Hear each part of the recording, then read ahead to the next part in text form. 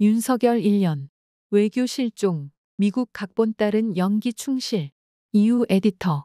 시민언론 민들레는 창간사 첫마디에서 윤석열 정권 6개월을 거대한 퇴행의 시대라고 규정했습니다.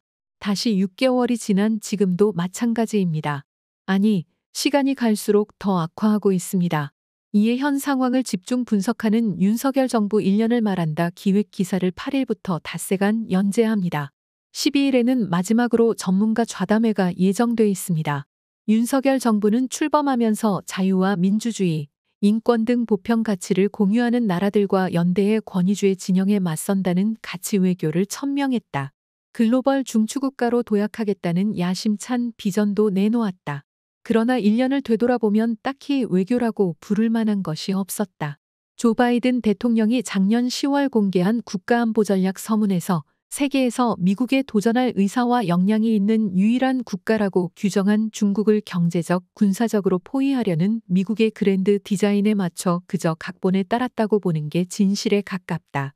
중국 포위를 위한 미국의 그랜드 디자인은 경제와 안보 크게 두 날개를 지닌다. 경제 분야에선 경제안보란 개념을 내세웠다. 중국을 저지하기 위해 경제를 자유무역이 아니라 국가안보의 관점에서 접근하겠다는 의지를 밝힌 것이다.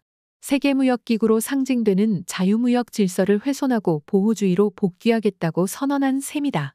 당연히 미국 안팎에서 비난이 쏟아졌다. 지구촌의 경제적 번영을 낳은 전후의 자유무역 질서는 미국이 주도해 만들었기 때문이다.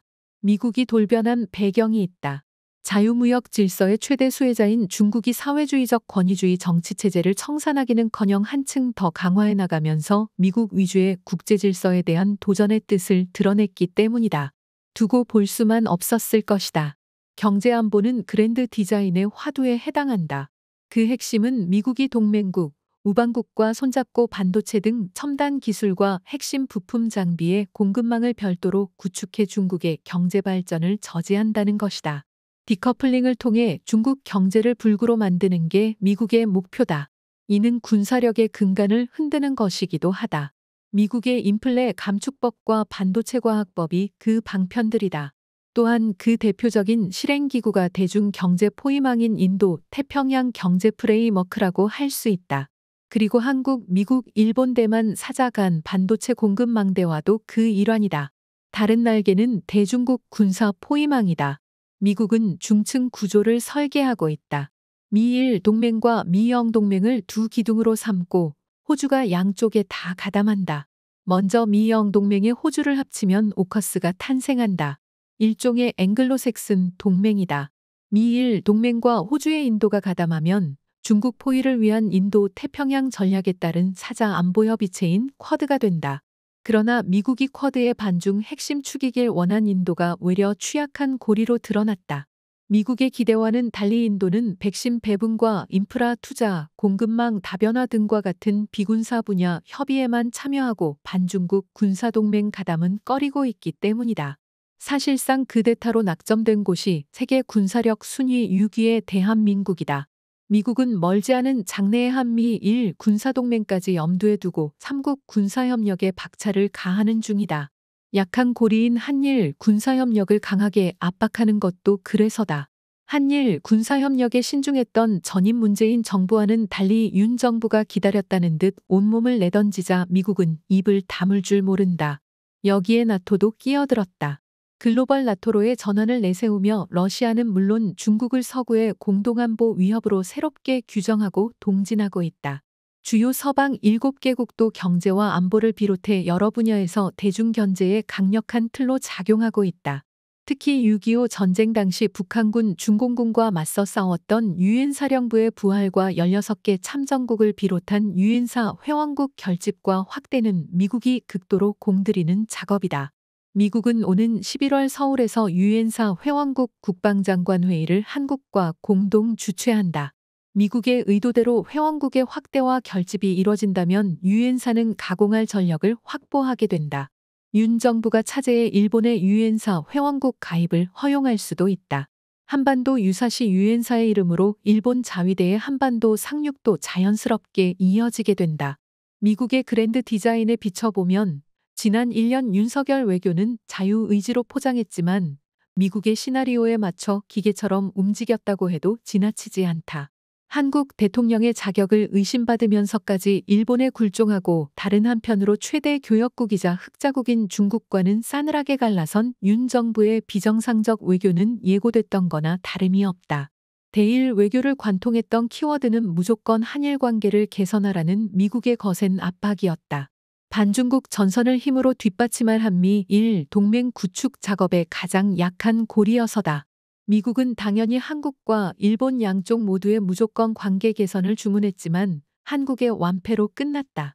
한일 관계의 최대 걸림돌은 일제 식민 지배의 합법성을 주장하고 불법적인 군대 위안부와 강제동원의 존재를 부인하며 제대로 된 사죄와 배상을 거부하고 한국 고유 영토인 독도에 대해 온갖 궤변을 내세우며 영유권 주장을 갈수록 강화하는 일본의 태도였다. 일본은 미국의 압박을 받고도 최악의 한일 관계 책임이 한국에 있다고 버텼으나 윤 정부는 지레 겁을 먹고 강제동원 제3자 변제안을 갖다 바쳤다. 사실상 협상이랄 것도 없었다. 대일 저자세는 한결같았다. 정상회담 애원에서 시작해서 강제동원 문제 협상, 한일 위안부 밀실 합의 복원, 독도 인근의 한미일 군사훈련, 한국 해군의 일본 우길기 경례 허용, 일본이 개정 국가안전보장 전략의 독도를 일본의 고유 영토라고 최초로 명시한 데 대한 미온적 대응, 일본의 재무장 용인, 후쿠시마 오염수 방류에 대한 소극적 대응까지 열거하기도 힘들다. 그 절정은 윤 대통령의 첫 3.1절 기념사와 제3자 변제안이었다. 3.1절 기념사에서 윤 대통령은 미래지향적 한일 관계란 구실로 여전히 침략사를 부인하는 일본을 협력 파트너로 세탁해줬다. 그리고 강제동원 피해 배상과 관련해 피해자의 권리와 한국의 사법주권을 묵살한 채 일본 정부와 전범 기업에 면죄부를 주는 제3자 변제안을 강행하고 구상권까지 포기했다. 이를 두고 한국 내에선 윤석열 퇴진 구호까지 나오면서 대학과 종교계, 언론계, 시민사회 등에서 시국선언이 줄을 잇고 있지만 정부 차원에서 일본과의 관계는 밀월에 가깝다. 지난 3월 16일 도쿄에 이어 2달도 안 된 7일 서울에서 한일 정상회담이 열렸을 정도다. 기시다는 7일 정상회담 후 공동 기자회견에서 나 자신은 당시 혹독한 환경에서 많은 분이 매우 고통스럽고 슬픈 일을 겪으셨다는 것에 마음이 아프다고 말했다. 그 대상이 강제동원인지도 특정하지 않았고 기시다 개인의 감상을 표출하는 데 그쳤다. 진정성이 있다면 지금이라도 공식적인 사과와 배상을 하면 될 일이다. 열흘 뒤면 주요 7개국 정상회의가 열릴 일본 히로시마에서 한미일 정상회담이 예정돼 있다. 3국 군사협력의 속도와 강도를 더 올리겠다고 선포하는 자리일 듯하다. 미국은 글로벌 안보 차원에서 총지휘를 맡고 동아시아 차원에선 이미 일본을 대리자로 책봉했다. 문제는 이 과정이 재무장을 통한 일본의 군사대국화로 이어진다는 점이다. 거기엔 과거 대일본 제국의 영광을 되찾겠다는 일본 극우 세력의 염원이 깔려 있다. 윤 정부는 강제동원 등 과거사 족쇄를 풀어주고 재무장을 용인하면서 공격적 군사대국으로 가는 일본의 길라잡이를 자청했다. 그 일제에 의해 참상을 겪은 한국민의 일방적 희생을 밑거름으로 해서 말이다. 기시다 후미오 일본 정부는 개정 국가안보전략을 비롯한 안보 산문서를 통해 75년간 지켜온 평화헌법의 전수방위 원칙을 버리고 사실상의 선제공격 능력인 반격 능력을 갖추겠다고 선언했다. 그리고 2027년까지 방위비를 국내 총생산의 2%인 10조 엔대까지 지금보다 2배로 늘리는 등 대대적 군사력 증강에 돌입했다. 지난 2일 공개된 교도통신 여론조사에 따르면 일본 국민 중 개헌이 필요하다는 의견이 72%에 달했다. 여기에 고무된 기시다는 개헌 필요성을 다시금 강조하고 이른 시기에 국민투표를 시행하겠다는 의욕을 보였다. 공격적 군사대국을 향한 수순을 차근차근 밟고 있다. 한중 관계는 파경이나 다름없다. 무엇보다 참사 수준의 수출과 대중국 무역 수지가 말해주고 있다. 2018년 최대 무역 흑자국이던 중국이 5년 만인 올해 최대 적자국으로 뒤바뀌었다. 반도체와 대중국 수출 부진이 장기화하면서 수출 역성장과 무역 수지 적자가 지속되고 있다. 1일 산업통상자원부가 발표한 4월 수출입 동향에 따르면 무역 수지는 14개월 연속 적자, 수출은 7개월 연속 마이너스를 기록했다. 4월 대중국 무역 수지는 22억 7천만 달러의 적자로 작년 10월 이후 7개월째다. 대중 수출액도 작년보다 26.5% 감소한 95억 2천만 달러로 11개월 연속으로 줄어드는 실정이다. 적자로 돌아선 경상수지도 날로 더 나빠지고 있다. 정부 간 외교 활동도 끊긴 거나 다름없다. 작년 11월 윤 대통령과 시진핑 국가주석이 푸놈펜에서 회동한 이후 만난 적도 통화한 적도 없다. 외교부 장관급에서도 마찬가지다. 작년 12월 12일 박진 외교부 장관이 당시 왕 이 국무위원 겸 외교부 장과 화상통화를 했고 올해 1월 9일 축하 인사차 친강 신임 국무위원 겸 외교부 장과 전화통화를 한 것이 전부였다. 먼저 헤어질 결심을 한 쪽은 윤 정부다. 외교 전면의 자유와 인권 등의 가치를 내세우고 인도 태평양 전략에 따른 중국 포위망에 가담한 것이다. 70년 한미동맹 역사를 고려한다면 반중 전선을 구축하고 줄을 확실히 서라는 미국의 압박을 마냥 거부하긴 힘들었을 것이다. 중국도 미중 패권 경쟁 시 한국이 미국 편에 설 수밖에 없음을 잘 알고 있다고 봐야 한다. 문제는 윤 정부의 헤어지는 방식이다.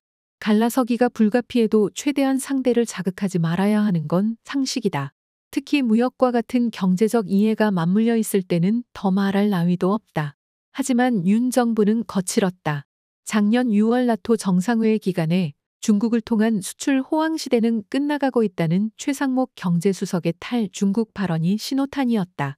그 뒤로도 딱히 이해관계도 없는 대만과 남중국해 문제에 대한 윤 대통령과 박진 외교부 장관의 잇단 개입 발언이 중국을 자극했음은 물론이다.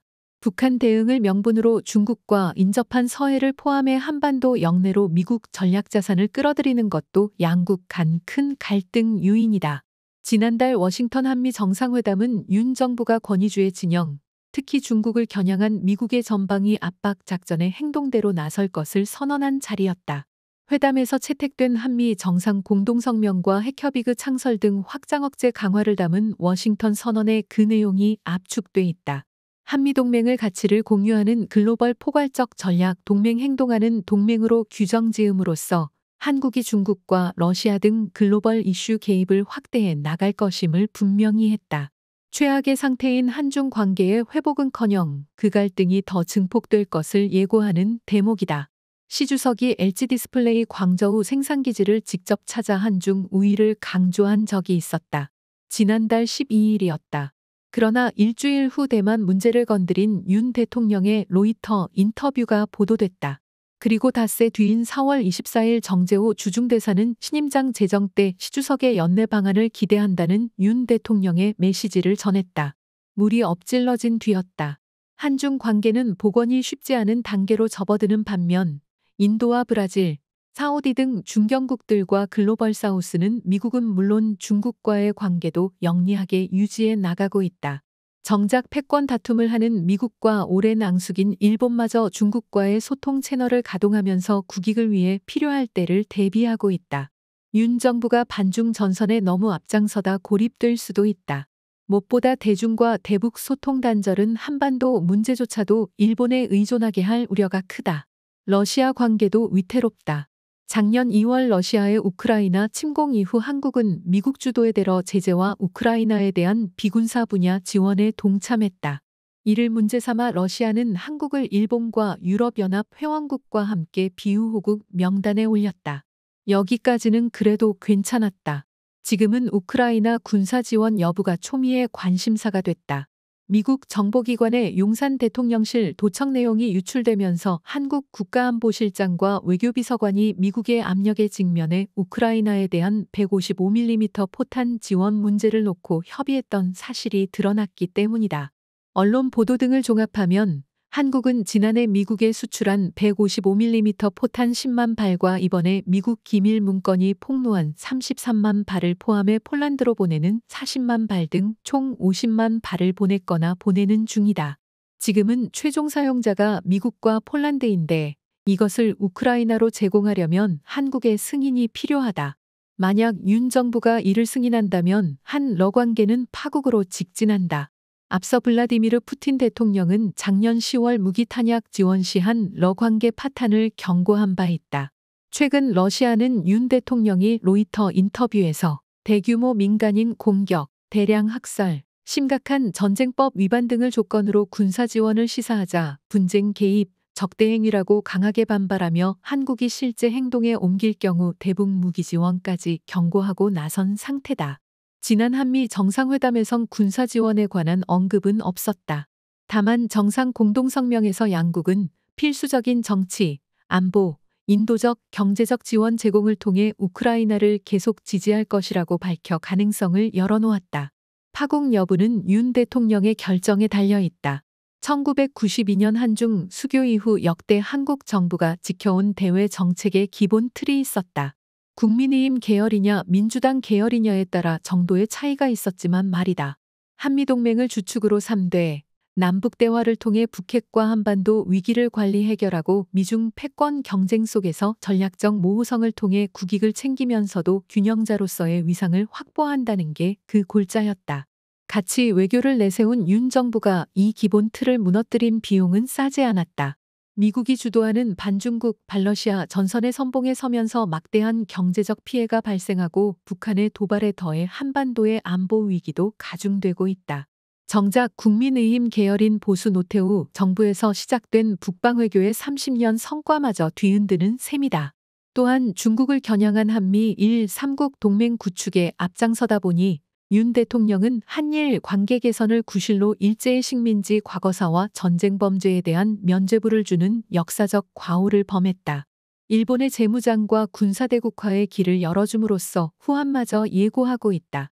북한의 핵미사일 도발에는 강력한 저지와 함께 대화를 통한 문제 해결에 주도적으로 나서야 하는데도 힘에 의한 평화만을 주장하며 극단적 대결을 추구하고 있다. 모든 사안을 반공과 멸공의 눈으로만 보던 1950에서 1960년대로 한반도 시계를 돌려놓은 듯한 착각을 준다. 지난 한 해 동안 상전벽해란 표현도 부족할 만큼 거대한 역사적 퇴행이 진행된 것이다. 이것이 윤 정부가 말하는 가치 외교를 바탕으로 한 전략적 명확성의 실체다. 지난 2일 국무회의에서 윤 대통령은 워싱턴 한미 정상회담을 평가했다. 그는 한미동맹은 가치동맹의 주춧돌 위에 안보동맹, 산업동맹, 과학기술동맹, 문화동맹, 정보동맹이라는 5개 기둥을 세웠다고 의미를 부여했다. 실상은 윤 대통령의 평가와 다르다. 삼성전자와 현대차가 미국에 대규모 투자를 하고도 반도체와 전기차 보조금 대상에서 제외됐고 동맹국에 의해 대통령실 도청당했는데 항의도 제대로 못하는 그런 관계가 산업동맹과 정보동맹의 실체라면 정상적이라고 보기 어렵다. 지난달 한미 정상 공동기자회견에서 로스앤젤레스 타임스 기자는 한미 관계의 현주소를 정확히 꼬집었다. 그는 바이든을 향해 선거를 앞두고 국내 정치에 도움을 얻으려고 핵심 동맹에 피해를 주는 게 아니냐고 따졌다. 윤 정부가 할 질문을 미국 기자가 대변한 셈이다. 같이 외교를 추구했으나 미국에는 푸대접받고 악화된 중국 러시아 관계 탓에 경제 피해는 날로 커지고 일본은 과거사 면죄부와 재무장의 길을 용인하는 자해 외교로 귀결됐다. 윤 정부 1년 외교에 대한 총평이다. 두 진영의 충돌 지점에 놓여 화살바지가 되는 가치외교 일변도에서 벗어나 가치와 국익의 균형을 이루는 입체적이고 실용적인 외교가 절실한 시점이다.